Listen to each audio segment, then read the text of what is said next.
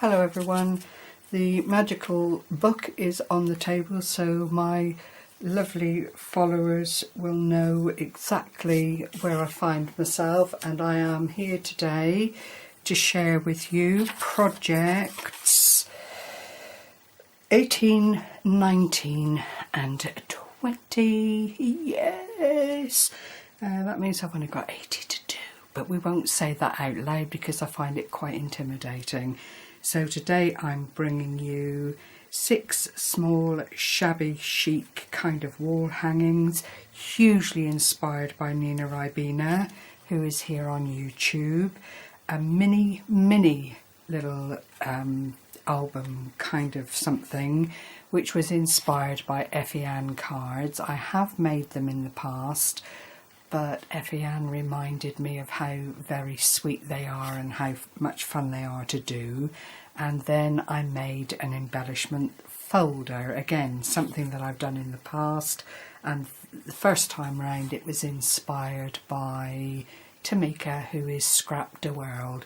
So without any further ado, I will go on first to show you the embellishment book, and I'm afraid my glue's come undone, but this is the front of it. And in this one I really am letting the papers speak for themselves. They have a lovely glittery embellishment on them in their own right.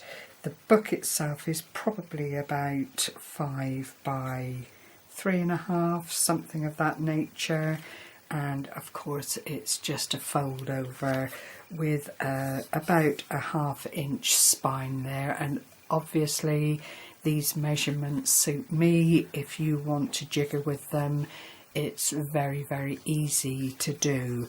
I've just put the obligatory eyelets in to hold it together, and the closure that I've done is actually a bit of a cheat, because on one side there's a knot and you could just then pull out the other side to open up into, I'm showing you upside down, to show you into the actual embellishment folder.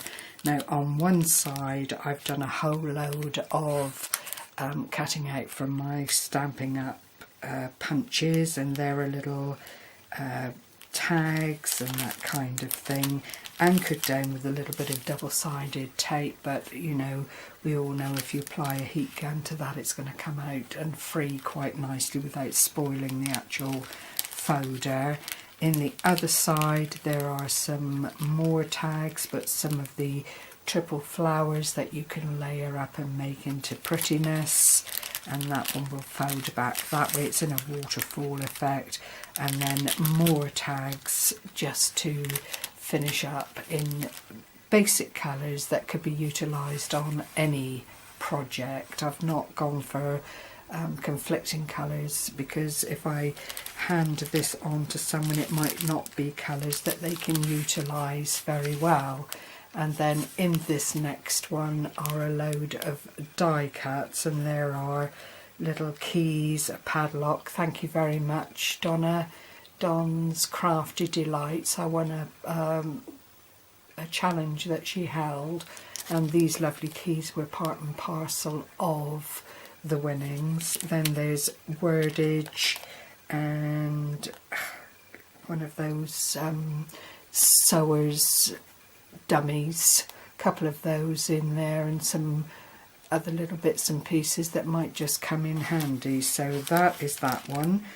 All you do then is thread your ribbon back through to the front, pull your knot back far enough then to make a tie in the folder. What I'll probably do is end up putting a little embellishment on that. I'm not so keen on having the knot there freestanding, but I have got some wide bore beads that will probably fit that scenario very well, and then I shall go back and just glue on my lovely little decoration on the front. But it's finished. Shh.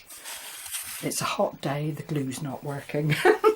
The second project is this lovely little mini album, and as I say, Effie Ann Cards on YouTube. I watched one of her videos, I follow her, and she does some lovely work. She's just done an amazing Alice in Wonderland journal, which I will not leave a link to the journal, but I'll leave a link to Effie Ann's cards underneath this video, or channel, sorry.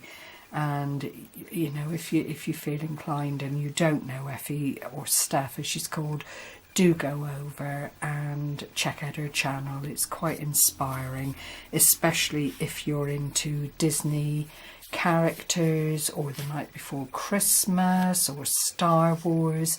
She's quite a talent, and she goes out and finds all these lovely things and then puts them together. This is the front of the book with just a couple of little hearts there in the corner. This little sentiment here, dream a little dream. And then you open it up, and what I've done, I mean, these mats are big enough to put a very tiny photograph onto, you know, sort of probably a bit bigger than the ones you get in the kiosks, but nonetheless it will hold photographs. In each of the pockets on the top, I've made a dinky little tag that you could do journaling on, or add a little something to, or put other bits and pieces into the pocket. This is actually made up, I must tell you, from a 12 by 12 sheet of DSP. This one is double-sided, and I think in truth it does need to be, so that you don't have to worry about things when it gets to folding all the paper and turning it into the booklet. And then another page here, if there isn't a pocket, I have just put a little mat. What Effie Ann did, oh my word, what Steph did, I'll get it right in a minute, for the pockets that didn't have, for the pages that didn't have the tag in, she just put a little belly band across the bottom and then put the equivalent of the tag in, but I rather fear that it will fall out, and it's a confined space to be putting pockets and so on, because you need to be able to close the book effectively.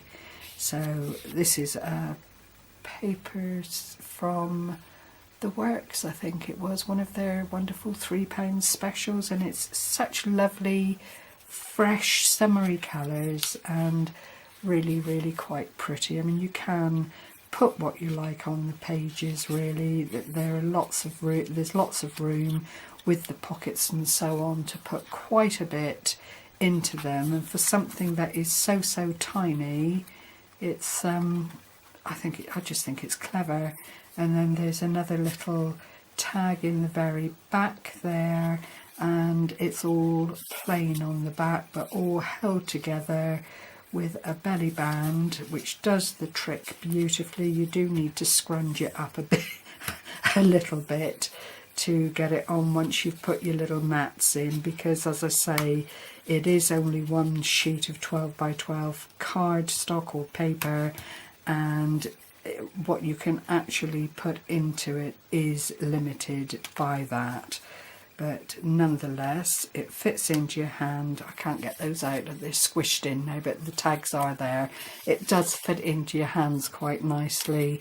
Lovely thing to put into your purse or handbag and just carry around with you. So that's number, number 19. And then this is the last makes. I try in my organising to make 2 smaller items and then a larger item, and this time I've made these lovely kind of shabby chic miniature wall hangings, and you can see I've used some bottle caps with a picture inside. The roses here I made out of the air dried clay, and all I've done is painted them up in the colour that I've painted behind on the disc. And this is cardboard. I just cannibalised a shoebox and then went on to cover the back and add the little bit of ribbon. Now this idea was totally inspired by Nina Ribina's group over on Facebook. She'd done these a little while ago and I just fell in love with them. I had the frames. That was again part of my winnings from Don's Crafty Delights, Donna, and had all the bits and pieces plus the tiny doilies, and thought, right, I'm going to make those and present them as part of my collection of 100 things to do. Here's another one. Some of the embellishments have been gifted to me, others I've bought, like these tiny little bling-a-ding little flowers here that just add that little something to the project. The papers are from a pad that I also purchased in the works. I've used this a couple of times on my 100 Things journey. Some little scrappy bits of lace and another bottle top there, but look how lovely they are. And seriously, all I did was take the lid from a shoebox, which is quite a good quality card. I've not even inked around, so looking at it closely, sadly you are able to see a bit of the corrugation of the card, but that's not worrying me. I just, because of the lace aspect or the doily, it just covers it all up so beautifully. And they are really, I don't know if you can tell, it's the equivalent of probably a light MDF when it's finished. It has been Mod Podged and so on, just for extra strengthening and to keep all the colours intact. But such a lovely idea. I have to say, I thoroughly enjoyed putting these together. And there is another one with a rather large flower on it, but I came across it at the bottom of a drawer and thought, right, this is too good to leave there on its own. A little bit of the iridescent bead thread that I just chopped bits off and put in willy-nilly, and they really are, I am amazed, and will go on to make more of these, at how easy they are to put together and how absolutely gorgeous they are when they're completed. You know, I know it's all in the eye of the beholder, but these really did. That's Tilly. She's now waiting for the postman, and I'm afraid I have this every day. All she wants to do is go out and lick the poor man's legs. But again, that's top secret. We don't share it with anyone because it's a bit embarrassing, especially since he's got quite nice legs. But hey, I never said that. Anyway, that is my final offering, my 20 out of 100 things for Dances with Pitbulls 100 Things Challenge. I hope you're still enjoying the journey with me. I shouldn't like to be boring anyone, but I do need to be filming this and getting it out there before I pack all these lovelies away and try and figure out giveaways and so on for at the end of the challenge. So once again, to my loyal and faithful, I thank you hugely. You've no idea how much it spurs me on to come on and make more videos. So thank you very much. Have a wonderful day. It's glorious here in the UK with blue skies and sunshine. So thank you so much for joining me. Take care, everyone. Bye-bye for now.